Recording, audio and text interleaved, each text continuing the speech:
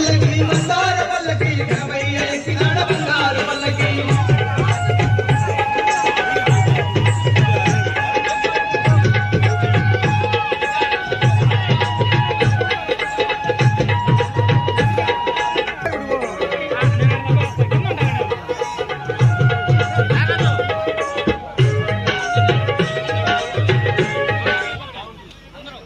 నా పేరు రాధిక.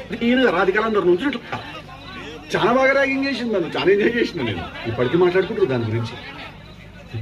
టిల్లుగాడు ఉన్నన్ని రోజులు రాధిక ఉంటది. ఒక లైలా మజ్ను, ఒక రోమియో జూలియట్, ఒక టిల్లు రాధిక.